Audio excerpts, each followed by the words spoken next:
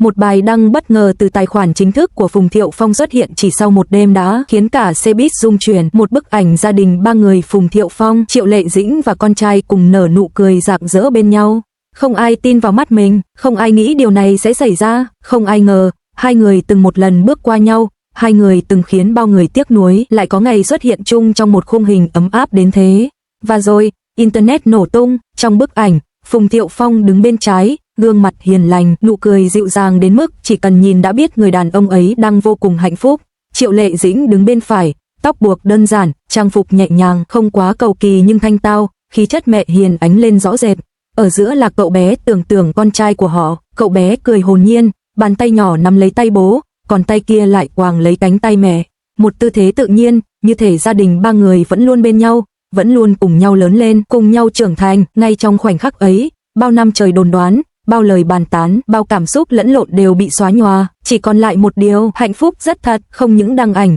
Phùng Thiệu Phong còn viết kèm một dòng trạng thái ngắn ngủi, ngày đặc biệt dành cho hai người quan trọng nhất trong cuộc đời tôi, chỉ 8 chữ thôi, nhưng đủ khiến hàng triệu người rơi nước mắt. Không cần hoa mỹ, không cần lời giải thích dài dòng, không cần kể chuyện quá khứ, một câu đủ để thấy trái tim người đàn ông ấy mềm đến mức nào khi nói về vợ cũ và con trai.